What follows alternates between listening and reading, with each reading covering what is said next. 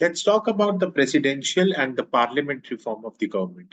Parliamentary में ना the legislature and the executive हमेशा एक दूसरे के साथ एक रिलेटेड रहते हैं। ये मेंबरशिप की तरह बात करते हैं। एंड अकाउंटेबिलिटी अकाउंटेबिलिटी का मतलब होता है जवाबदेही।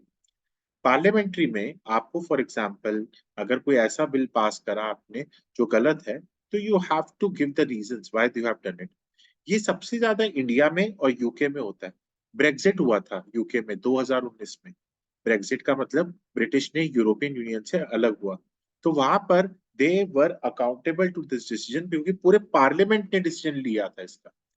यहाँ पर एग्जीक्यूटिव बॉडी जब अपने डिसीजन या लॉस को इम्प्लीमेंट करती है, तो वो अपनी रिस्पॉन्सिबिलिटी जैसे हेल्थ हो गया, आपका एजुकेशन हो गया, फूड हो गया, इन सब के लिए देखते हुए अपने लॉस को पास करती है कि कल को कोई भी प्रॉब्लम ना हो। पार्लियामेंट्री फॉर्म ऑफ गवर्नमेंट में लेजिस्लेचर ही है जो लॉ बनाता है। लेजिस्लेचर मतलब यानी मेरा पार्लियामेंट। हमारे इंडिया में कौन है पार्लियामेंट? हमारे यहाँ है लोकसभा, राज्यसभा। और हमारा एग्जीक्यूटिव कौन? हमारे प्राइम मिनिस्टर, हमारे प्रेसिडेंट। यहाँ पर प्रोफेसर एमपी जैन कहते हैं ये ऐसा प्रिंसिपल है जहां पर आपके parliamentary government is the principle of collective responsibility. देश सिर्फ एक जना नहीं चलाता। अब हमारे पास देश सिर्फ एक जना नहीं चलाएगा। देश कौन चलाएगा? जो करंट सरकार है वो, और जो ऑपोजिशन सरकार है वो। ये दोनों अकाउंटेबिलिटी के साथ देश को चलाएंगे। यहाँ पर कलेक्टिव रिस्पॉन्सिबिलिटी होती है, मतलब देश काउंसिल ऑफ मिनिस्टर्स चलाते हैं। अभी रिसेंटली किसी ट्रेन का एक्सीडेंट हुआ, तो यहाँ पर ये रिस्पॉन्सिबिलिटी सिर्फ एक रेलवे मिनिस्टर की नहीं है, सबकी है। यहाँ पर team, unit, they all are responsible for the conduct of the government. हमारे यहाँ पर रिसेंटली अभी कश्मीर में अटैक हुआ, जम्मू एंड कश्मीर में। तो यहाँ पर गलती सिर्फ एक की नहीं है, कलेक्टिव रिस्पॉन्सिबिलिटी है। तो ये से मिनिस्टर्स एक साथ जुड़ते हैं और एक साथ ही गिरते हैं। कल को अगर एक भी सरकार गिरी, एक भी जना गिरा, इसके एक के अगेंस्ट भी मोशन उठा, मोशन का मतलब हो गया नो कॉन्फिडेंस मोशन की ये हमें नेता नहीं चाहिए, तो गवर्नमेंट पूरी की पूरी खत्म हो जाएगी। दिस फॉर्म ऑफ गवर्नमेंट को ही हम कैबिनेट गवर्नमेंट कहते हैं। कैबिनेट का मतलब the close ones of the prime minister. और यहाँ पर सर आर्यवर जेनिंग्स जो इंग्लिश लॉयर हैं और अकेडमिशियन हैं, और प्राइम मिनिस्टर गवर्नमेंट दी है रिचर्ड क्रॉसमैन। ये है मेरा पार्लियामेंट्री। एक बारी पहले इसको रीड करेंगे, उसके बाद हम लोग जाएंगे प्रेसिडेंशियल। पार्लियामेंट्री का रिवीजन इंडिया और यूके में चलती है। पार्लियामेंट के हिसाब से काम होता है। यहाँ पर इस पूरा कलेक्टिव रिस्पॉन्सिबिलिटी को साथ में लेकर चलते हैं। ये सारे मिनिस्टर्स जो होते हैं, जो मेन मेन काम करते हैं, they are known as council of ministers. और इनके यहाँ पर जो सरकार चलती है वो कैबिनेट की चलती है। नेक्स्ट हमारे पास आती है presidential form of government. Presidential form of government में यहाँ पर गवर्नमेंट लेजिस्लेचर से अलग होती है, मतलब पार्लियामेंट की कोई रिस्पॉन्सिबिलिटी गवर्नमेंट नहीं देखती। यहाँ पर प्रेसिडेंशियल फॉर्म ऑफ गवर्नमेंट जहाँ पर chief executive is independent. Let's take an example, Joe Biden. Joe Biden is independent of its legislature. He is working with them, no doubt, but he has his own tenure. He has his own area. कल को अगर कुछ problem होती है तो everybody can vote against him, but it is difficult to remove him as a president. ये government हमें मिलती है यूएसए और अर्जेंटीना में।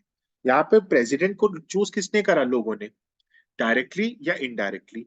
यहाँ पर फिक्स पीरियड के लिए वो बंदा रहेगा, अनलेस इस पे इम्पीचमेंट हो जाए। इम्पीचमेंट मतलब you can remove him from the office. यहाँ पर लेजिस्लेचर को जब भी आप निकालेंगे, कॉन्स्टिट्यूशन ऑफ द कंट्री में लिखा होगा।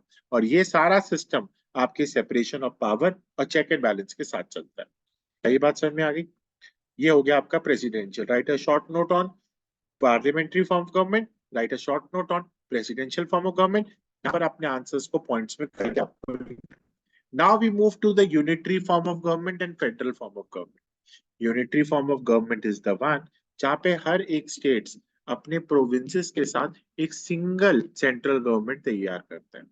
यहाँ पे लोकल गवर्नमेंट आपकी क्रिएटेड होती है बाय द सेंट्रल गवर्नमेंट, और यहाँ पर आप अपने सबऑर्डिनेट्स को बेटर एडमिनिस्ट्रेशन के साथ काम करते हैं। सेंट्रल गवर्नमेंट अपनी पावर और अथॉरिटी लोकल गवर्नमेंट के साथ बांटती है। ये है यूनिटरी फॉर्म ऑफ गवर्नमेंट, सबके साथ सबका विकास। जैसे इंडिया, इंडिया क्या करता है? हमारे पास यूनिटरी फॉर्म ऑफ गवर्नमेंट है, मेन जो टारगेट है वो बनाते हैं सेंट्रल। हमारे पास डिवाइडेड है पावर्स, एक स्टेट पावर्स है, एक वो आपने पढ़ा होगा ना, union list, state list, concurrent list, everything is divided, but यहाँ पे कॉन्स्टिट्यूशन एक सिंगल ही है, जहां पर हम लोगों ने थोड़ी सी पावर सेंट्रल गवर्नमेंट को दे रखी है, और यहाँ पर उन्हीं के साथ ही अपनी सिस्टम भी चलता है। ये जो लोकल गवर्नमेंट है ये भी बनाती है हमारी सेंट्रल गवर्नमेंट ही। ये आपका गवर्नमेंट है जहाँ पे कोई डिविजन्स नहीं है, डिस्ट्रीब्यूशन नहीं है, पर यहाँ पर सबके सब मिलकर एक साथ चल रहे हैं, सबका साथ सबका विकास। फेडरल गवर्नमेंट में हर एक चीज में डिस्टिंग्विश्ड है, मैं इसके साथ इसके बिना नहीं चल सकता, ये इसके बिना नहीं चल सकता। फेडरल गवर्नमेंट आपके अलग है यूनिटरी फॉर्म ऑफ गवर्नमेंट से। यहाँ पर फेडरल गवर्नमेंट में आपने सेंट्रल गवर्नमेंट, इंडिविजुअल गवर्नमेंट, सब फेडरेशन को अलग अलग तरीके से काम करके बांटा हुआ है। इंडिया भी एक फेडरल कंट्री है, पर लिखते हैं हम लोग को क्या है, हम लोग लिखते हैं अपने आप को यूनियन ऑफ स्टेट्स, हम लिखते हैं अपने आप को union of state, but India क्या है, इंडिया एक फेडरल कंट्री है, ध्यान रखिएगा, क्योंकि इंडिया में पावर्स डिवाइडेड है।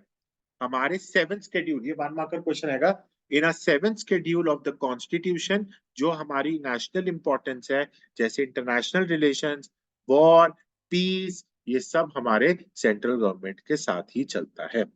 एक बार प्लीज पहले यूनिटरी फॉर्म ऑफ गवर्नमेंट पढ़ेंगे, उसके बाद फिर मैं आपको लेकर चलूंगा फेडरल गवर्नमेंट फिर से। Now we are moving to the federal government. अभी फिर से मैंने आपको बोला कि एक बार आप रीड कर लीजिएगा। फेडरल गवर्नमेंट यूनिटरी गवर्नमेंट से ऐसे अलग होती है जहाँ पे हर एक चीज ना डिस्ट्रीब्यूटेड होती है। फेडरल में, यूनिटरी में ना सेंटर अपने हाथ में पावर लेकर चलती है।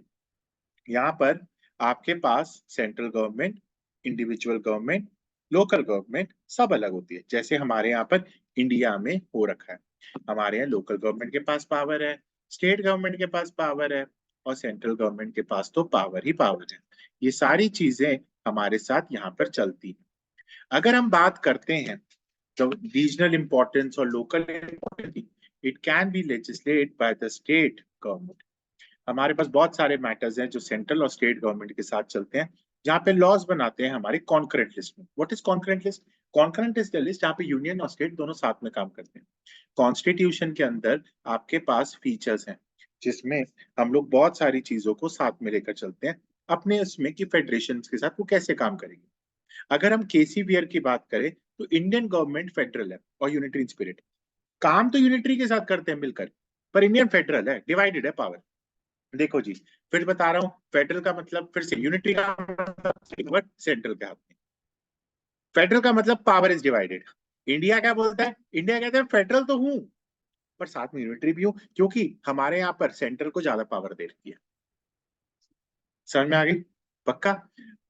Most states have combined the different forms of state. अब अलग अलग, जैसे उसमें अलग अलग चीजें चलती है। जैसे ब्रिटिश की बात कर ले, ब्रिटिश ने मोनार्की बना रखी है, डेमोक्रेसी बना रखी है, पार्लियामेंट भी बना रखी है। इंडिया डेमोक्रेटिक है, रिपब्लिक भी है, पार्लियामेंट्री भी है, यूनिटरी भी है, साली फेडरल भी है। तो यहाँ पर गवर्नमेंट ने अपने आप को अलग मिक्स कर रखा है, एक जैसी आइडियोलॉजी नहीं लेकर चलते ये लोग। ठीक है, आइए अब हम चलते हैं अपने पार्लियामेंट के बारे में। मेरे पास पार्लियामेंट में कंटिन्यूटी के बारे में बात करते हैं। मेरे पास 2 हाउसेस है हॉर्स शू शेप में, Lok Sabha green carpet that represents agriculture, Rajya Sabha red carpet royalty और sacrifice earned by the freedom fighters. यहाँ पर अगर पार्लियामेंट की बात करें तो यहाँ पे सेकेंड लार्जेस्ट लाइब्रेरी है, सरकमफ्रेंस 536.33। अब हमारा नया पार्लियामेंट बनने वाला है, ये भी हमारी हो चुकी है। लेजिस्लेचर अगर हमारे यहाँ पर चली, लेजिस्लेचर मतलब क्या होता है, पार्लियामेंट।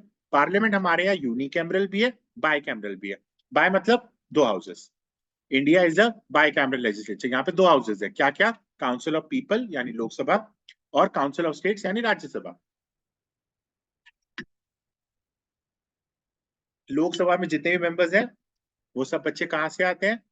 काउंसिल ऑफ पीपल से, मतलब लोग इलेक्ट करते हैं। जैसे हमारे यहाँ पे इलेक्शन हुआ अभी, तो हमने लोकसभा के मेंबर्स इलेक्ट करे, और राज्यसभा के मेंबर्स कौन इलेक्ट करता है? जो स्टेट की पावर होती है, स्टेट की गवर्नमेंट है, उनके हाथ में पावर होती है। अब हम चलते हैं स्टेट्स में। स्टेट्स में 2 तरह के हाउसेस होते हैं, एक विधानसभा और एक विधान परिषद। हमारे पास लोकसभा के अंदर अलग अलग रिप्रेजेंटेटिव्स होते हैं, राज्यसभा के अंदर हमारे लेजिस्लेटिव असेंबलीज होती है, और यहाँ पर हमारे फंक्शंस को देखा जाता है। The purpose and the function of the chamber is to check hasty and ill-considered pieces of legislation, जहां पर आपके पास experts और eminent persons के साथ काम होता है। Unicameral legislature ये हमारे लेजिस्लेटिव हाउसेस की तरह बात करते हैं। ये सिस्टम ऑफ लेजिस्लेचर हमें कहाँ पे दिखाई दे रहा है? टर्की में। हमारे इंडिया में क्या चलता है? बायकैमरल। यूनिकैमरल यानी एक ही हाउस, वो कहाँ दिखाई देता है? टर्की में। यहाँ पर एक ही असेंबली है, एक ही असेंबली में डिस्कस होता है। जैसे उसका नाम क्या है? Grand national assembly. बांग्लादेश में भी उसका नाम है हाउस ऑफ नेशन। यहाँ पर एक ही चीज है जो अपने साथ पूरे लॉस तैयार करता है। हमारे यहाँ क्या करता है? पहले लोकसभा में जाएगा, फिर राज्यसभा में जाएगा, फिर पार्लियामेंट इनैक्ट करेगा। वहां पर सीधा एक जगह एक हाउस में गया, बिल पास हुआ और वो आगे बढ़े। ठीक है जी, यहां तक एक बार प्लीज पढ़े।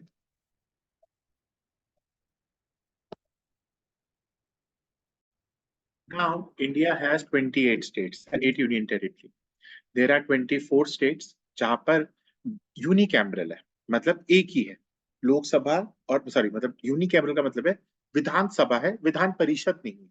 मतलब स्टेट के अंदर दो हाउसेस नहीं है। जैसे हमारे पास यूपी, यूपी के अंदर दो हाउसेस है, विधानसभा भी है, विधान परिषद भी है। पर जैसे मैं बात करता हूं आपसे क्या कहते हैं, गुजरात में, गुजरात में आपके पास एक ही है। जो यहाँ पे स्टेट्स हैं ये देख लीजिए, they are given below: Arunachal, Assam, Chhattisgarh, Delhi, Gujarat, Haryana, Himachal, Jharkhand. ये जो 24 स्टेट्स हैं, ये आपके पास है दोस्त, क्या? आपके यूनिकैमरल स्ट्रक्चर। यूनिकैमरल मतलब एक ही हाउस है इसके अंदर।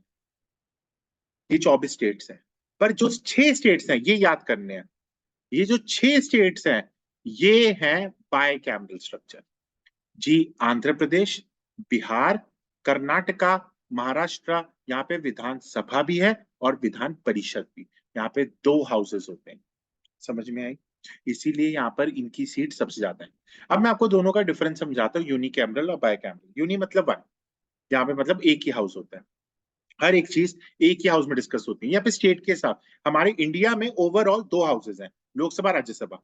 अब हम स्टेट की बात करें, कुछ स्टेट में यूनिकैमरल है और कुछ स्टेट में बायकैमरल है। बायकैमरल मतलब दो हाउसेस, यूनिकैमरल मतलब एक हाउसेस। हमारे पास यूनिकैमरल में फ्लेक्सिबल और एफिशिएंट है, जहां पर हम लोग अपने सिंगल हाउस की तरह बात करते हैं। बायकैमरल में टाइम कंज्यूमिंग है, जहां पर आपको बिल के साथ चलना होता है। यूनिकैमरल ये स्मॉलर स्टेट्स के लिए सूट करते हैं, बायकैमरल बड़े स्टेट्स के लिए होते हैं। ओके जी।